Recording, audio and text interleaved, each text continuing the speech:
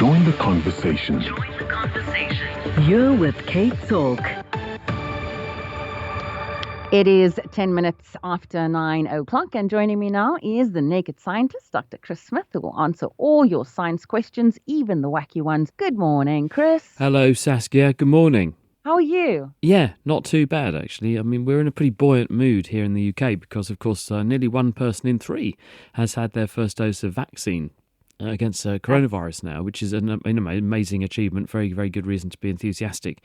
But there's also some great data that's come out this week. There was a study from Scotland, and there's also a study from England. And what these studies together show is that these vaccines protect the vulnerable, so people who are at the highest end of the age bracket, by about 85-90%. And the other study shows that they also stop people catching the infection asymptomatically. So putting this together, we've got evidence now that people very quickly, within a couple of weeks of being vaccinated, are already not passing on the infection, because if you can't catch it, you can't pass it on, but also people who are really vulnerable, who previously might have become casualties of the infection, have been protected. And that gives us enormous confidence as we go forward now, because the next plan is to, as politicians dub it, step back from the lockdown gradually. So we've had a roadmap outlined by the Prime Minister about how we're going to get ourselves out of the mess we're in, and then basically start taxing us all out of existence, which is probably their next part on the agenda. We do have a question from Ray. Ray has a call on the line, and apparently it's a Quark Planets follow-up question from last week. Go ahead, Ray. Morning, Saskia. Thank you, and hi, Chris. Hi, Ray. I trust you did receive my info about the site that you could connect with.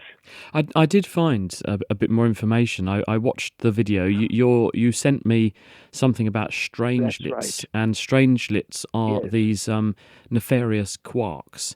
And yeah, this is theoretical. Right. This is very much a theoretical thing, but at the moment it remains speculative. And as one person who said to me as a theoretician, you've got to be really careful of theories, because you can prove that one is naught in maths. You can prove anything with maths, so you've got to be very careful. I do understand a little bit more about this now. The bottom line is that there are quarks which make up the particles that make up atoms. And the quarks that we see in nature are what are called an up and down quark. But there are also flavours of quarks, which are called strange and charm quarks and top and bottom quarks. And they're different masses, and they have different energies compared to the up and down quarks that we find.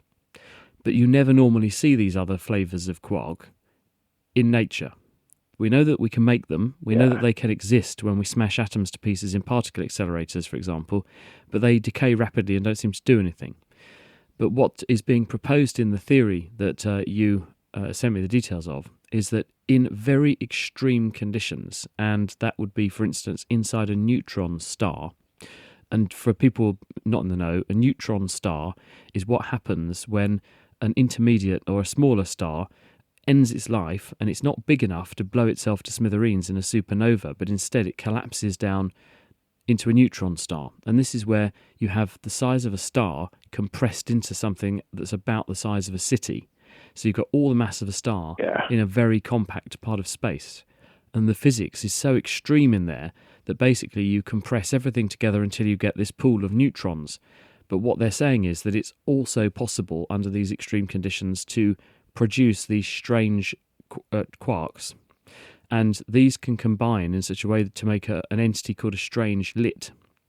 And a strange lit is a bit like a highly religious cult, where it'll go around converting and subverting others into joining the cult, and so it basically inflicts its opinion on any other matter that it meets and turns the other matter into more strange matter. And the idea is this could poison the universe. If it's spread through the universe, it could interact with other matter and convert the normal matter into strangelets. And the more people you convert, the more people you've got to go and convert others. There's a number of ideas around that. It's just a theory. We can't test this directly at the moment. Don't have any evidence for this directly. But obviously, it's a slightly worrying one, because it means you could potentially slowly turn all the matter into this strange matter. But at the moment, we don't have any evidence that is the case. and we are obviously, all cards are on the table, but at the moment we're happy we're not going to turn into strange things anytime soon. We're strange enough already. I would agree. Chris, thank you for that. And I think Hollywood scenarios are going to grab hold of that theory and turn it into one of those sci-fi disaster movies, eh? Almost certainly, yeah. You should get in on the act fast and write one before they do. Right. Thank you so much, Ray. Fascinating discussion. Chris, we've also got a voice note here that we want to play for you. Good morning, Louis here. A question for the Naked Scientist. I personally subscribe to the theory of evolution, but one thing that I've wondered about often is there any reason why all the living organisms on Earth have evolved with an element of age to them? It's interesting for me that organisms are born or created, and then there's this element of age through them as they grow and finish their life cycle as we know them. Are there any organisms on Earth where age perhaps is not present or prevalent like it is, like we know it? Thanks. And can we bottle it? And wouldn't we just love that? Yeah, Fountain of Youth. Hello, Louis. The answer is that things don't age on purpose, or with very rare examples do they age on purpose. Things age because of an accident or because they can't help it. There's a theory of aging which is called the disposable soma theory, which is that basically you invest as little maintenance in your body as it takes so that you can maximize the amount of energy you put into making sure there's more of you in future. So in other words, you use as much energy as you can to reproduce, and you use the minimum energy you can to devote to maintaining yourself. Why is that helpful? Because any organism is going to be successful if it makes sure that there are more of it after it's been on Earth than before it was on Earth.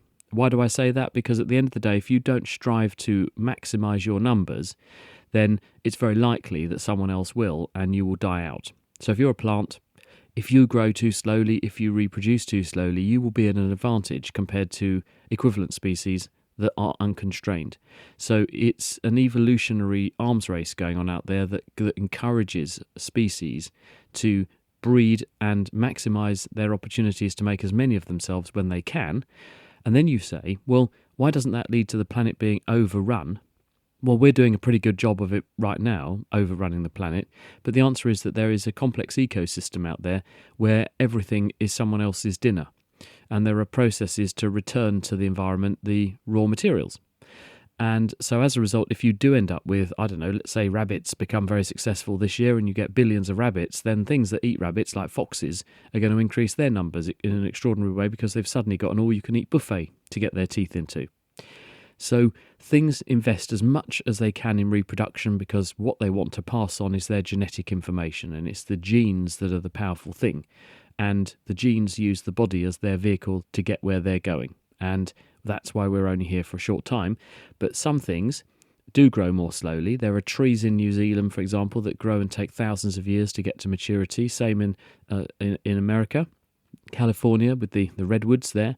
There are fish in the sea like sharks that live for hundreds of years. People have used carbon dating to date the eyeballs of certain species of shark in the ocean, and they're 500 years old routinely. There are some mammals that live for a really long time as well. There are whales swimming around out there that people have found harpoon tips where people had tried to catch the whales from 100 plus years ago, and the whales are still very much here in evidence. So there are short-lived creatures, there are long-lived creatures, but all of them are united by the fact that they need to reproduce to ensure the survival of their species in the long run, and their body is investing as much as it can in reproduction and the minimum in maintenance, so we all clap out eventually, unfortunately. So then the short answer is there aren't any that actually just, live forever. No, there are very few species that do. Plants are very long-lived, and seagrasses, there are some seagrasses which have been on Earth for thousands and thousands of years because they basically keep on reproducing and spreading themselves. So they're not. It's a bit like the broom that has had 50 million new heads and 20 million new handles. Is it the same broom? Well, not really, because it's reproduced and spread and been replaced with different bits all over the time. But it's the same original species that caused the broom. So it's not. It's a you can't really say it's been here for all that time. Yes. We are chatting to the Naked Scientist, Dr. Chris Smith, who's answering all your science questions. I've gone down a rabbit hole lately, Chris, because of flat Earth theory. And at first I just thought, oh man, these are just a bunch of crazy people. But then I actually started reading because there's some really serious flat earthers out there. I'd love to know your take on whether flat Earth theory is even plausible. No. Next question. I love that. All right, we've got a caller on the line, Salwin from Fishhook. That was quick. Oh no, I see Salwin's disappeared. Okay, so you say completely just no. No. I mean, I spoke to someone else earlier in the week and pointed out when people were asking how high do you have to go to see the Earth is round. A couple of summers ago, we sent a balloon to the edge of space. It was a Naked Scientist space balloon, we called it. And we actually broadcast people's screams. There are some screams from South Africa that we sent into near space. The idea being to test the theory, can anyone hear you scream in space? And we had a couple of mobile phones also up there in our container that we sent up below this balloon. And by the time we got to about 33 kilometres above the Earth, you could see the most beautiful curvature, the blackness of space, and then the blueness of the atmosphere where the light was bouncing off below. And it was absolutely stunning. So just as high as 30 kilometres, which is about a third of the way to where we say the line is drawn to where the space starts and the atmosphere ends. You could see the most beautiful curve there. And the Earth is most certainly round. All right, we've got Salwin on the line now from Fishhook. Salwin, go ahead and ask your question. Thank you. Hi, Chris. Chris, why is South Africa not using the AstraZeneca vaccine? Because, I mean, it's 80% efficient. Whatever, it's 95% efficient. So rather we're going to have people with no immunity rather than having 80% immunity. Apparently there's some small tested bits, but I don't understand it. Can you explain it? We're all baffled, quite frankly, and we're baffled for a number of reasons. One reason put forward is that there is some evidence that the variant that emerged in South Africa and has spread across the country is less susceptible to the protection conferred by vaccination and also potentially vaccination from the AstraZeneca vaccine. But the study that you're referring to, done at the University of the Witwatersrand, looked at a very small number of people. And by that we mean, sub a couple of thousand. And the average age of a study subject was 31. And they couldn't therefore test whether or not it protected against severe disease because no one in their study got severe disease. And what we're learning about these vaccines is that, yes, some people do slip through the net and they do still catch the virus when they are vaccinated. And that's always been the fact with vaccines. But what they almost certainly seem to do is to convert what would have been a lethal infection into a non-lethal infection. So in other words, you're far better off, variant or no variant, getting vaccinated than not getting vaccinated. And these vaccines are really very good. When you compare them to what we would happily and joyfully hold our arm out for a flu jab in terms of effectiveness, they're much better than a flu jab in terms of their performance at preventing the infection or even blocking the symptoms of the infection. So many people, myself included, were mystified by South Africa's stance. And also, we were dismayed by the fact that there are people all over the world who are crying out to get access to vaccines. And South Africa was sitting on a significant job lot of vaccine that has an expiry date on it. I don't know what has happened or transpired with those vaccines subsequently, but I do hope that they're being used, and if not in South Africa, then in some other needy part of the world so that they're not wasted before they expire. But no, we're all of the opinion it's a rather strange stance to have taken. We don't know why they've taken that stance. Maybe there's more data that have not been passed on and into the public domain. Perhaps that's the reason, or perhaps something else is at play and people just have made a bad call. We don't know, but we do hope it'll be fixed soon.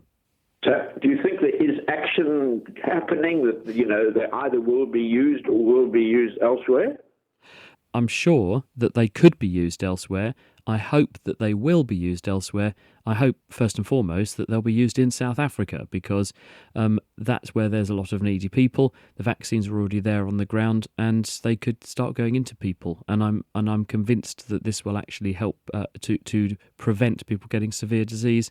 If they have these vaccines, you may still catch one of these variants, but I think that they will probably convert what would otherwise be very serious lethal disease into non-lethal disease, and that would be a good thing. Thank you so much, Solwyn. Thank you. And thanks, Chris. Chris, on the WhatsApp line, it says a frivolous question. Why do the last couple of pieces of ice in your glass stick to the bottom when your drink is finished?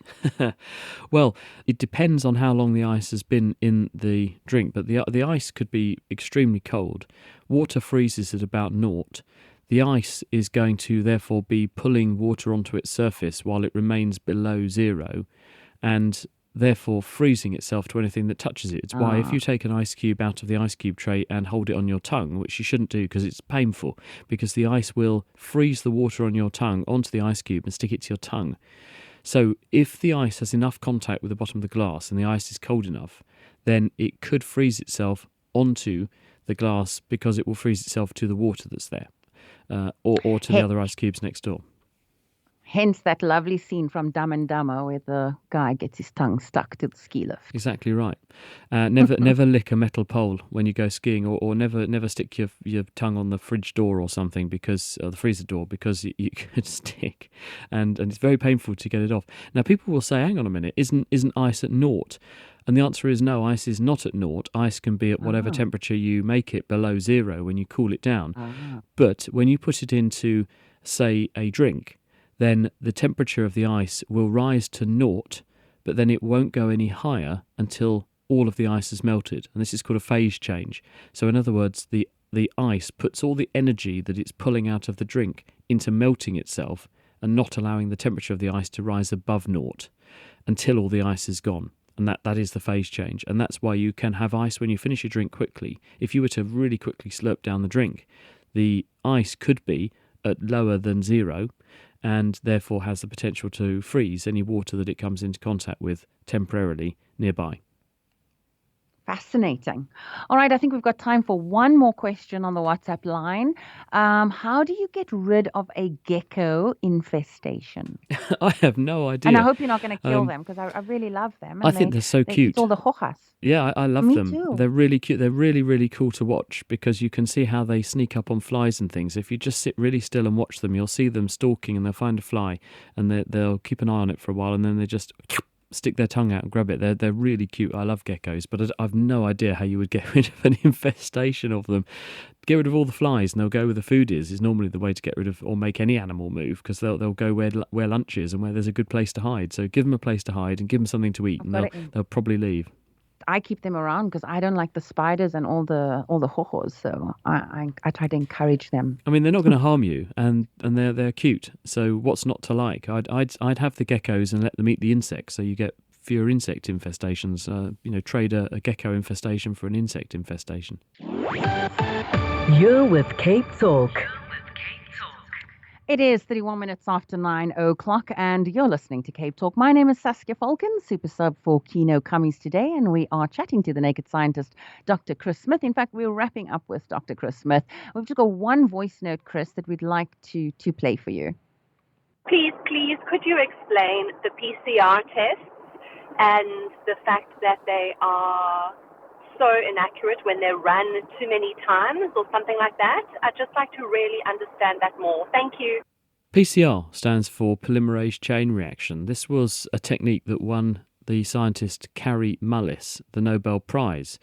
He's died now. He died a couple of years ago. But basically the way it works and the insight that he had to invent it, he told me actually, because I interviewed him, he had this insight driving up to his cabin where he was going to spend the weekend.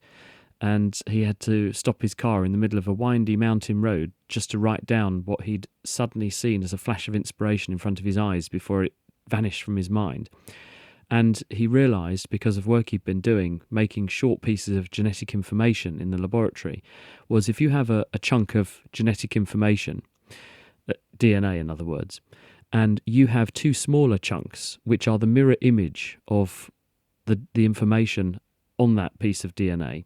So you've got a long piece, which is the thing you're interested in, and then two little pieces which flank an area that you're interested in. So there's a sequence that will stick onto the DNA because it's the mirror image of it. What you can do is add the body's natural enzymes that copy genetic information, and they will go backwards and forwards, a bit like a textile weaving mill, and they will actually weave multiple copies of the piece of genetic information between those two short sequences, and that's called amplifying a section of DNA. And when we do this test in the laboratory to detect diseases, what we do is take a swab from a person, for example. We extract the genetic information that's in the swab, which will include some human DNA, some bacterial DNA, and if an virus or another infection is there, some of the viral information. And then we extract just the genetic information to clean it up, add in some short pieces of artificial DNA that are like those flanking sequences that Kary Mullis envisaged, and the enzyme that does the copying, and we make millions and millions of copies of the genetic information between those two. And then we use what's called a probe sequence, which is another piece of genetic information that is coloured. And when it docks with the thing that's being made, it makes a colour. And so once you've made enough of the thing that you're looking for, you get enough of a colour change that the machine can see that colour change, and it says, aha, this sequence is in there, therefore this person is infected with, or we can detect this part of the virus or whatever. Now, what's being referred to in terms of the number of cycles and so on, the PCR test is an excellent diagnostic tool and is extremely accurate, and it is the best diagnostic tool that we have to use in a range of different contexts and settings, and it's used all over the world for that reason. This is not a new thing just for coronavirus. We've been using this for 15 years or more in the laboratory to make these diagnostics. But what happens with any kind of test, no test is perfect, but with PCR tests, because they're so sensitive, they're very easy to contaminate. So if you're doing the work in a laboratory and you accidentally, because you've made other diagnoses in that laboratory, you could have some of the thing that's being copied knocking around, and that can contaminate your mixture, and that could give a false positive. And also, if you run these tests for long enough and you keep on asking it to copy genetic information, eventually the chemistry can begin to break down, and you just produce colours and light that has come because the chemicals are breaking down, not because you're making more genetic information. So there's a sweet spot up to a certain number of copies where it's very, very reliable. And beyond that point, it becomes a bit less reliable. So we tend to put most of our confidence on making up to a certain number of copies, and we tend to disregard any positives after that number of copies. And it's called a CT value, or how many cycles the machine has gone through of making copies before we basically say it's a negative reaction. But otherwise, it is an excellent test. And I know there's been some misinformation going around on the internet about this, but the PCR diagnostic tool is fantastic, and it's very, very quick. It means that we get diagnoses on people, usually with extremely high accuracy and usually very rapidly, which makes a big difference medically. And it's possible, you said, to get a false negative. Is it possible to get a false positive with a PCR? Yeah, and that's exactly what's being referred to here, because if you keep on making the copies, eventually, because you're basically subjecting the things that are in the PCR reaction to changes in temperature, changes in the chemical conditions, eventually you get false positives in some cases, because the chemistry that's going on in there begins to break down, as in molecules start to fall apart and they start to make spurious signals that the machine picks up, and it can't tell the difference between a spurious signal and a real signal. But that does tend to happen much later on in the PCR reaction. In other words, once you've gone through lots and lots of these copying cycles. So if you say, well, I'm not going to go beyond a certain number of copying cycles because I'll start to get false positives, you minimize the chance of that happening. Right. And then our last voice note that we've got in. Yeah, interesting fact about geckos. Domestic cats are killing them off in very large numbers, which are resulting in more unlikable insects in the city of Cape Town. As I know it, approximately 5 million geckos are killed a year just in the Cape Town metropole by cats. So I prefer to get rid of the cats than the geckos, quite frankly. Cheers, Paul in Durbanville. I do not think I can deal with geckos going extinct on this Friday. But Paul makes a very good point, because cats do have a lot to answer for. I know people love their pets and Right. they love these fluffy things. I'm not a cat person, but I'm a dog person. And people tend to fall into two halves, don't they? There's dog people and cat people. And people say, I'm on the fence. I'm on the fence. Are you? My wife's got a couple of cats and they're horrible things. I really don't like them. Dogs have owners, and dogs are your friend. Cats have staff and expect us to traipse around after them. And I don't know. I've never really bonded with cats, but they are a pain. They do tend to demolish the local wildlife because it's in their instinct. I mean, it's not their fault. That they basically have evolved to catch stuff, and they will catch anything for fun that they can.